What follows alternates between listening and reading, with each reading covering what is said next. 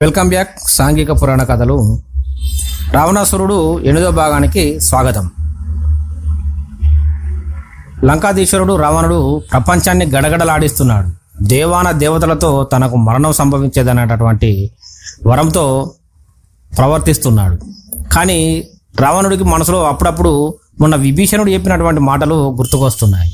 అవి ఏమంటే, అన్న, నువ్వు ఏమాత్రం లెక్క పెట్టకుండా వదిలేసినటువంటి ఆ మానవుల నుంచే నీకు ఉపద్రవం రాబోతుంది. అది కూడా నువ్వు కోరుకున్నటువంటి వరప్రభావమే అనేటటువంటి విభీషణుడి మాటలు గుర్తుకు రాగానే ఏం చేయాలో తోచక తనకు ఆ వరాన్ని ఇచ్చినటువంటి ఆ బ్రహ్మని ఆహ్వానించాడు రావణుడు. రావణుడి కోరిక మేరకు బ్రహ్మదేవుడు ప్రత్యక్షమయ్యాడు.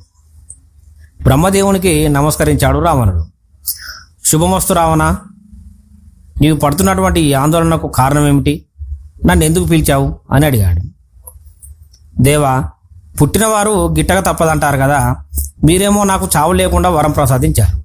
కానీ ఈ తుచ్చమానవుల నుంచి నాకు ఉపద్రవం రాబోతుందని నా తమ్ముడు విభీషణుడు అంటున్నాడు. అది నిజమా? నేను ఎలా చనిపోతానో ఉన్నది ఉన్నట్టు చెప్పండి. మహామహులకే నన్ను చంపడం చాతగాదనేది నాకు తెలుసు. అయినప్పటికీ నేను ఎలా చనిపోతాలో తెలుసుకోవాలని నాకున్నది. దయచేసి సెలవేయండి అని అన్నాడు రావణుడు. చెబుతాను రావణ.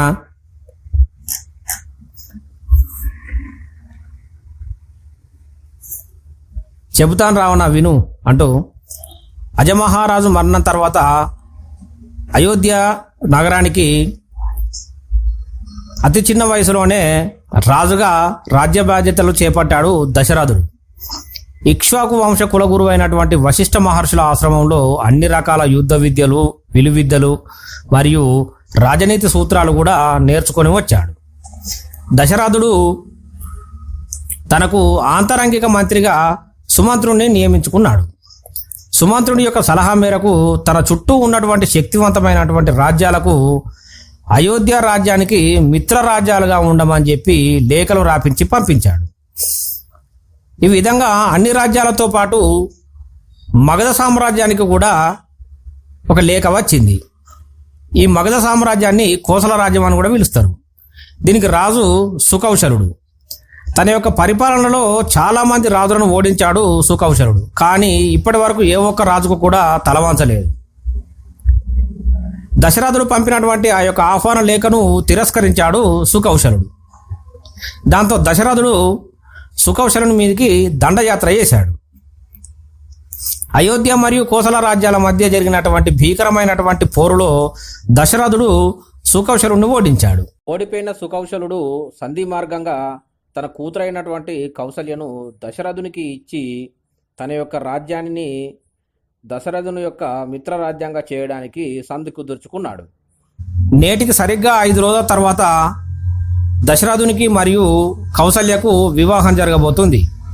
వారికి ఆ హరియే నరుడై జన్మించబోతున్నాడు. నీ యొక్క గర్వం, పరాక్రమం నిన్ను మరణం నుంచి తప్పించలేవు. నీ యొక్క మూర్ఖత్వమే నీ పాలిట శత్రువు అని బ్రహ్మదేవుడు చెప్పి అక్కడి నుండి అంతర్ధానమయ్యాడు. రావణుడు ఈ విధిని ఎలాగైనా ఉల్లంఘించాలని, దానికోసం సరి అయినటువంటి మార్గం ఏంటా అని చెప్పి దీర్ఘాలోచనలో మునిగిపోయాడు. ఇంతలో చటుక్కున ఒక ఆలోచన వచ్చింది. అసలు దశరథునికి కౌసల్యకు వివాహం జరిగితేనే కదా ఆ హరి వారికి పుత్రుడుగా పుట్టేది. వారిద్దరిని కూడా లేకుండా సంహరిస్తే ఇక నాకు అడ్డేది ఉండదు అనేటటువంటి ఒక భావన తన మనసులో మెదిలింది. ఆ భావన వచ్చిన వెంటనే రావణుడు కొంతమంది రాక్షసులను వెంటబెట్టుకొని తన యొక్క పుష్పక విమానంలో అయోధ్య రాజ్యానికి బయలుదేరి వెళ్ళాడు. ఇక్కడ అయోధ్య రాజ్యంలో దశరథుడు తన మంత్రి అయినటువంటి సుమంత్రుడితో మరియు ఇంకొంతమంది మంత్రులను కూడా వెంటబెట్టుకొని సరయూ నదిలో మంతనాలు చేస్తూ జలవిహారం చేస్తున్నారు. ఆకాశంలో నుండి విహరిస్తూ వస్తున్నటువంటి రావణుడు వీళ్ళు జలవిహారం చేస్తున్నటువంటి విషయాన్ని చూసి ఆ నది లోపల కిందికి దిగి దశరథుడు మరియు అతని మంత్రులు ఉన్నటువంటి పడవను కాలితో బలంగా ఒక తన్ను దన్నాడు. దాంతో ఆ పడవలో ఉన్న వారందరూ దశరథునితో సహా నదిలో మునిగిపోయారు. వీరందరూ మునిగి చనిపోయారని చెప్పి నిర్ధారించుకున్నటువంటి రావణుడు అక్కడి నుంచి కోసల రాజ్యానికి బయలుదేరాడు. సుకౌశల్యునితో విపరీతమైనటువంటి యుద్ధం చేయసాగాడు రావణుడు. ఆ కోసలరాజు రావణుని ఓడించలేక తానే ఓడిపోయాడు. కోసలరాజు పైన విజయం సాధించి కోసల రాజకుమారి అయినటువంటి కౌసల్యను బలవంతంగా పుష్పక విమానంలో ఎక్కించుకొని తన లంకా రాజ్యానికి బయలుదేరాడు. పుష్పక విమానం సముద్ర మార్గాన ఆకాశం పైనుండి వేగంగా ప్రయాణిస్తుంది. అందులో రావణాసురుడు విజయ గర్వంతో తన యొక్క కొరమీసాలను మెలివేస్తూ చిరునవ్వులు చిందిస్తున్నాడు. రావణుడికి వెనుక భాగంలో కొద్ది దూరంలో 7 అంతస్తుల మేడలో, ఆ పుష్పక విమానంలోని 7 అంతస్తుల మేడలో కౌసల్యాదేవి బాధతో రోధిస్తూ ఉంది. కౌసల్య యొక్క రోదన చూసినటువంటి రావణుడికి అమితానందం కలిగింది. కానీ వెంటనే ఒక సందేశం ఉత్పన్నమైంది. ఆ సందేహం ఏంటంటే, కౌసల్యను లంకకు తీసుకెళ్లిన తర్వాత ప్రాణాలతో ఉంచితే ఆ దేవుళ్ళు ఏదో రకంగా ఆమెను విడిపించుకొని తీసుకుపోతారని చెప్పేసి సందేహంలో పడ్డాడు రావణుడు. అంతలో ఆ కింద ఒక దీవి కనిపించింది రావణుడికి. వెంటనే ఆ దీవి దగ్గర దిగి ఒక పెట్టెను సృష్టించి ఆ పెట్టెలో కౌసల్యను బంధించి వేశాడు రావణుడు.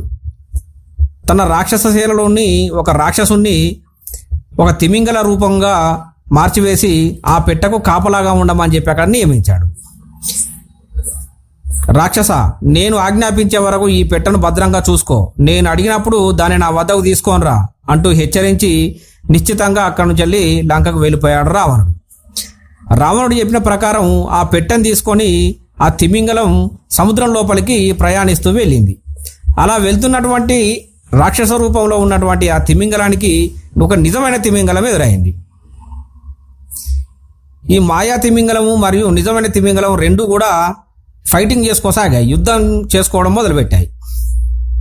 ఇక ఈ తిమింగల యుద్ధం ఇక్కడ ఉంటే అక్కడ సరయూ నదిలో మునిగిపోయినటువంటి దశరథుడు, సుమంత్రుడు ఇద్దరు కూడా ఆ సరయూ నదిలో కొట్టుకొని పోతూ గంగా నది కొట్టుకొచ్చారు. ఆ నది ఉపరితలంపై తేలుతున్నటువంటి ఒక చెక్కను చెరొక పక్క పట్టుకొని వాళ్ళ చెక్క మీద నిల్చొని ఆ చెక్క పైన కూర్చొని ఆ నది ప్రవాహం దిక్కుగా సాగిపోతున్నారు. ఆ గంగా నది ప్రవాహం వారిని సముద్రంలోకి తీసుకెళ్ళింది. సముద్రంలోని అలలకు వాళ్ళు కూర్చున్నటువంటి ఆ చెక్క చెదిరిపోయి వారిద్దరు కూడా ఆ కౌసల్యను బంధించినటువంటి దీవి ప్రాంతానికి కొట్టుకొని వచ్చారు. దశరథ సుమంత్రులు అక్కడికి చేరడానికి 2 రోజుల సమయం పట్టింది. 2 రోజుల నుండి ఈ మాయా తిమింగలం మరియు నిజమైన తిమింగలం రెండు కూడా కొట్లాడుతూనే ఉన్నాయి. ఇక వారి యుద్ధం భీకరంగా సాగుతుంది. యుద్ధం చేయడానికని రాక్షస రూపంలో ఉన్నటువంటి తిమింగలం ఆ పెట్టెను తీసుకొచ్చి దివి పైన ఉంచి పోరాడసాగడానికి మళ్ళీ లోపలికి వెళ్ళింది. ఇంత లోపల దశరథుడు, సుమంత్రులు ఆ పెట్టె దగ్గరికి వచ్చి చూశారు. తీరా వాళ్ళిద్దరు కూడా ఆ పెట్టెను తెరిచి చూస్తే అందులో కౌసల్యాదేవి కనిపించింది. దశరథుడు కౌసల్యను ఇప్పటి వరకు కూడా చూడలే, అదే మొదటిసారి చూడడం. మాటల్లో తను కోసల రాజ్యపు రాజకుమారి అని చెప్పేసి తెలుసుకున్నాడు దశరథుడు. జరిగిన విషయాలను కౌసల్య వారికి వివరించింది. తనను రావణుడు చెరబట్టి ఇక్కడ బంధించాడని చెప్పి చెప్పుకొచ్చింది. అదే సమయంలో మీ ఇరువురికి కూడా వివాహం నిశ్చయమైందని చెప్పి ఆ సుమంత్రుడు తెలుపుతాడు. వేద పండితులు నిర్ణయించినటువంటి సుముహూర్తం దగ్గర పడడంతో అదే దీవిలో కౌసల్యను గాంధర్వ వివాహం చేసుకున్నాడు దశరథుడు. దేవతలందరూ కూడా సంతోషించారు. వివాహం జరిగిన మరుక్షణం దశరథుడు, సుమంత్రుడు మరియు కౌసల్య అదే పెట్టెలోకి వెళ్ళిపోయి ఉన్నారు. ఇక తిమింగల రూపంలోని రాక్షసుడు వేరే తిమింగలాన్ని చంపేసి తిరిగి వచ్చి ఆ పెట్టెను మింగేసి మళ్ళీ సముద్రంలో తిరగసాగాడు. ఇక ఇక్కడ రావణాసురుడు బ్రహ్మ చెప్పినటువంటి ముహూర్త సమయం దాటిపోయింది, దశరథుడు మరియు కౌసల్య యొక్క వివాహం జరగలేదు అని చెప్పేసి తనలో తాను సంతోషపడి మళ్ళీ ఆ బ్రహ్మను పిలుస్తాడు. బ్రహ్మను మనసులో తలుసుకోగానే బ్రహ్మ రావణాసురుడు ముందు ప్రత్యక్షమవుతాడు. ప్రత్యక్షమైన వెంటనే అహంతో, గర్వంతో, బ్రహ్మదేవ, మీరు చెప్పిందంతా అసత్యమైంది. నేను చెప్పిన ముహూర్తానికి వివాహాన్ని జరగకుండా ఆపగలిగాను కనుక ఆ హరి మానవ రూపంలో పుట్టడం అనేది ఇక జరగదు. నేను విధిని కూడా జయించాను అంటూ వికట్టహాటహాసం చేశాడు. గర్వంతో చెప్పుకొచ్చాడు రావణుడు. దానికి బ్రహ్మ, రావణ, విధిని మార్చడం ఎవరి తరం కాదు. అనుకున్న సమయానికి అనుకున్నట్టుగా దశరథ కౌసల్యల యొక్క వివాహం జరిగింది. వారికి ఆ హరి జన్మించి నిన్ను చంపుతాడనేది విధి. ఇప్పుడు నువ్వు వారి పెళ్లిని ఏ విధంగానైతే ఆపడం నీ వల్ల కాలేదో మానవ రూపంలో హరి జన్మించడం ఆపడం కూడా నీ వల్ల కాదు అని చెప్పి బ్రహ్మదేవుడు అక్కడి నుంచి వెళ్ళి మాయమైపోయాడు. ఆ బ్రహ్మ మాటలు విన్నటువంటి రావణుడు వెంటనే ఆ తిమింగల రాక్షసుణ్ణి పిలిపించాడు. ఆ తిమింగల రాక్షసుడు వెంటనే రాక్షస రూపంలోకి వచ్చి ఆ పెట్టెతో సహా లంకకు చేరుకున్నాడు.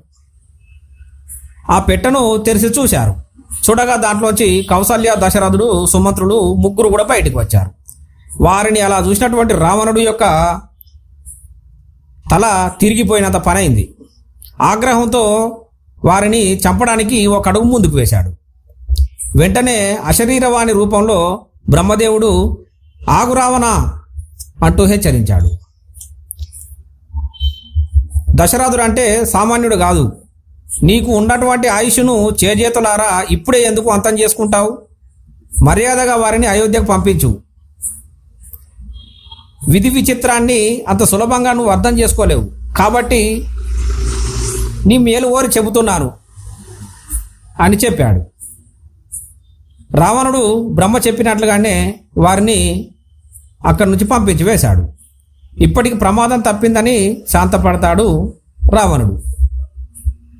విధి వైపరీత్యంలో భాగంగా మన జీవితాలు అల్లకల్లోలం అవుతున్నప్పుడు నిశ్చలమైనటువంటి భావంతో దైవాన్ని ఆరాధిస్తే విధిని కూడా మార్చుకోవచ్చు.